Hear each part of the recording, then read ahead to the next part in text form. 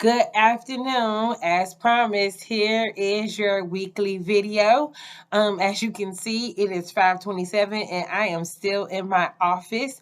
As you all know, I started my new journey last week and I will say it's giving me a run for my money. But with that being said, too much is given, much is required, so I am taking it all in stride. Before I start my highlights and overview for what's to come this week, I just wanted to give out heartfelt apologies to any of you all who are discouraged with the class, who is feeling overwhelmed. It is not my goal to get you all discouraged with your weekly papers, but it is my goal to push you all. With that being said, I do appreciate those who have reached out. I have set up time with Zoom meetings for some to kind of break down.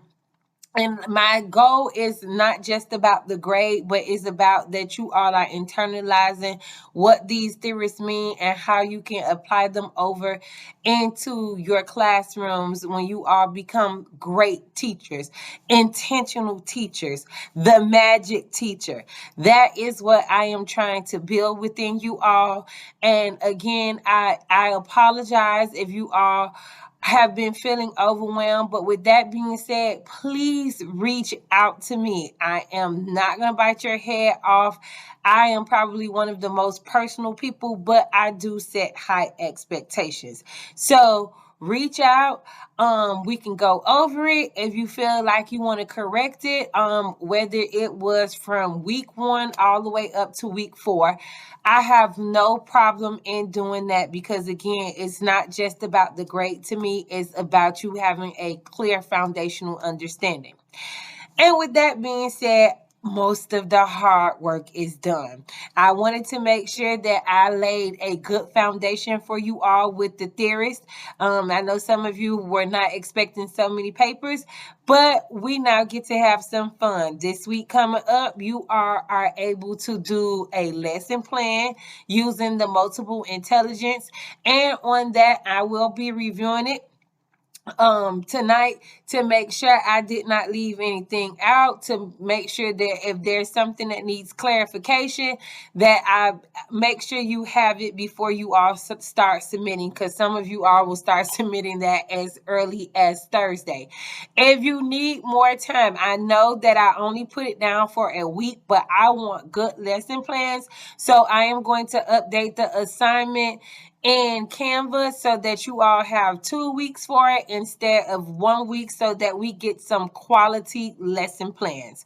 Coming up, you all are also going to have a group assignment that I am going to give you 2 weeks for. This is where there's for the lesson plan, there's just a reflection, 1 page. Tell me what you felt about the lesson plan and how you're going to apply it if you had your classroom. 1 page. Don't overthink it. It doesn't need any additional sources or anything. I want your true thought process when you are like doing that. Chapter 5. I'm not writing the PowerPoint. You are, Lara. If you go into Canva under people, and then when you get to people, you hit groups at the top, the group that you in will be unlocked, and it has specific directions as to what you are supposed to do. Again, I'm going to give you at least 2 weeks in order to do that. So the chapter's not too big. Every group has about a couple of pages. I do believe I did ask for additional resources and things like that in your PowerPoint, and there is a question that you should be able to answer at the end. If you need clarification with that, please let me know. But again, I am allowing you time. I know that all of you all have jobs and other things going on, so I wanted to make sure that you had an adequate amount of time to meet with your peers. If I believe so, and I am new at Canva, but I believe you all can work within Canva, within that group.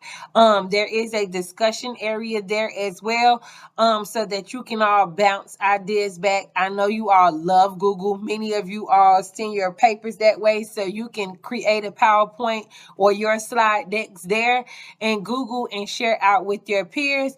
Once you all submit them back in your group, in the groups that you're in, I will take them all and formulate it into a whole PowerPoint and then share it out. Again, I am excited about that. And then after that, we have a ESOL module where I am trying to get the district involved so they can really tell you what is like working with the ELL students, what are some expectations they may have for you all as teachers, what does WIDA testing look like, how do you read WIDA testing in order to implement it in your classroom, so you won't have a paper there. It's more of, I really want you to dive in and learn about those ELL strategies.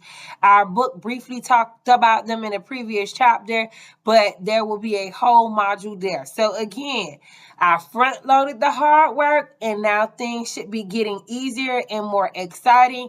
You all will have a culminating project at the end where I give you some assessment data. Oh, then you are also, during the ESOL module, you all are going to, I'm going to share a link where you take a test that is a part of, your certification. It is specifically on assessment. And then again, you're just going to write a reflection as to how well you did. What do you think you need to study moving forward? Those types of things. So again, hard work is pretty much done. All of the things you're going to be getting now is more application pieces, which I feel like you should enjoy a lot more. So I'm looking forward to what's to come. For those of you who want an opportunity where you feel like you did not get the best grade, reach out to me. I will reopen the assignment for you. We can discuss if you don't feel like I was detailed enough in my comments back to you, we can discuss, and then I will let you resubmit for a grade. Again, it is not my intent to fail anybody or make anybody feel discouraged about the class. I want to make sure you have a good understanding. So with that being said, and today I actually have my copies because I'm still at work. So this week you all had a scenario in which you all had to talk about and think of handling strategies as well as preventive strategies. And some of you all came up with some really good stuff. Those of you, and I can't mandate that you use other sources, but it does give your work depth. It does support the theories that are in the book when you find other theories that have commonalities, or even when they don't agree and you might agree with the other perspective of the theorist. But with that being said, a couple of highlights. Kayla Reyes talked about handling conflicts requires a balance between holding authority and respecting students that are trying to assert their independence. Some would try to avoid getting caught in a back and forth, or the teacher doesn't want to get caught in a back and forth power struggle with the student, because then not only do you lose with that student, but then you lose with the other students, and it can become an ongoing battle in your class if the student feels like they can really push your buttons. So be mindful about that. Kayla Proctor talked about, and she made a very good point that these are not just limited to secondary classrooms. I did have you all do this though, because some of you all might go into elementary and then decide that you all want to go into secondary or middle school, and so I wanted to give you a different perspective, which is why I've chose this scenario as opposed to elementary. But she talked about the upper elementary students, like 4th and 5th grade, and they exhibit some of these behaviors. And I think a lot of it, as the old people would say, they smelling themselves and they know that they're going off into middle school. So they do push the envelope. She contributed a lot of this to the widespread access of technology and social media and peer pressure from their peers. peers and influences at younger ages that come from the social media. So we have to think about that. Jason also touched on that too, about how times are totally different and the access that social media, the our students have so much access. And like me, I am of older generation. We didn't have iPhones and things like that when I was in school. There wasn't Facebook until I got to college. So things were a lot different. Bullying looked a lot different. Peer pressure looked a lot different back when I was in school as opposed to what our children face now. Jordan talked about the underlying developmental factors and anticipating those conflicts. So again, that goes back to those theories that we have learned, and sometimes those factors come from home. Our kids come from a variety of different demographics. They don't all share the same understandings. They come from different cultures. So we have to be understanding of those as well when we have those behavioral conflicts in our classroom. Back to Jason, because he said most people from the 1980s, and I'm telling my age, but I was born in 86. Like I said, would not have any of these things or access to the same type of technology as the children do now.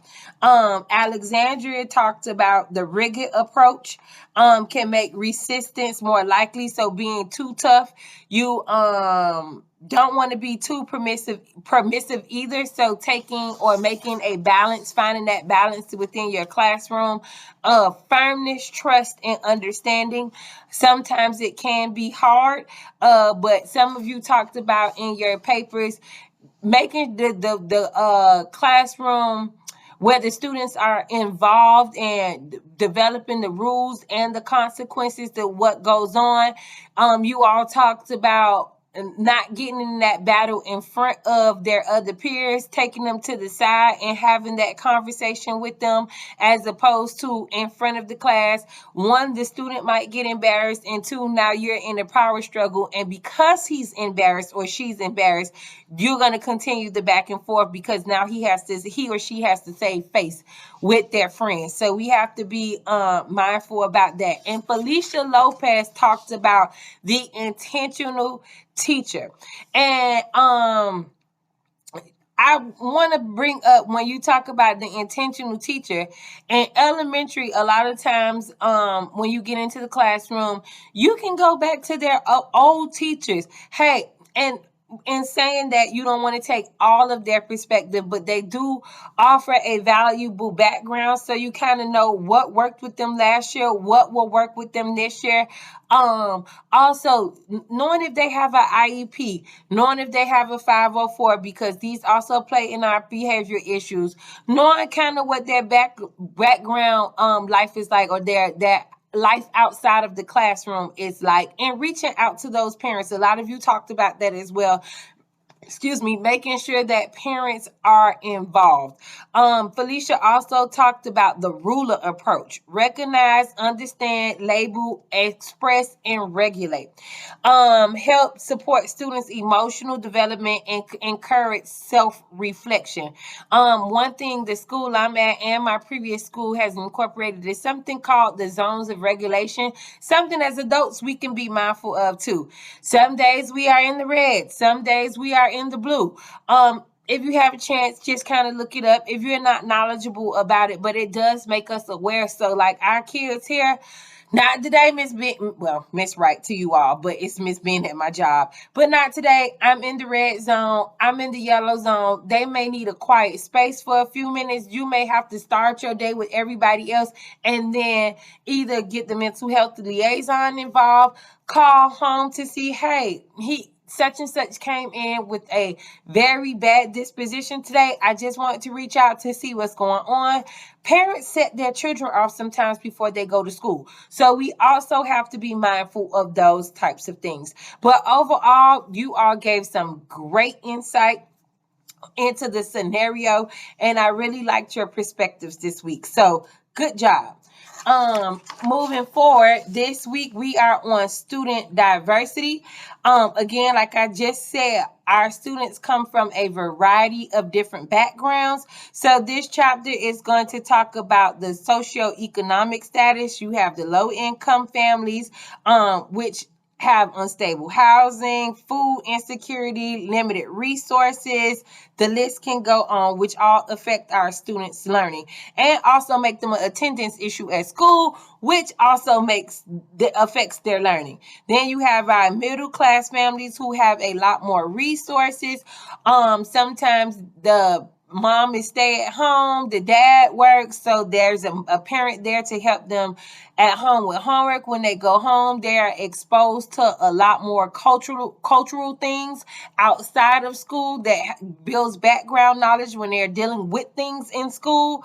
And then we talk about resilience and how school can promote that resilience by providing supportive communities and opportunities for our students. We talked about culture, ethnicity, and language. Our ELL students, how cultural differences, not only for our ELL students, play a part. In certain cultures, it's disrespectful to look people in the face. We also talked about gender and gender bias, having more expectations for girls than boys, or vice versa. Feeling that, sorry, my computer's about to die, feeling that boys can do more than girls, or vice versa, especially when it came to math and science. Sorry, I don't want my computer to die.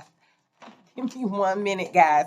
Then we talked about intelligent learning styles. And again, all people do not learn the same. And you will be able to see about the Gartner's multiple intelligence. And this where your lesson planning came into play. 1 minute, guys. All right, perfect. Sorry. So you will be talking about that, and it's not just one ability.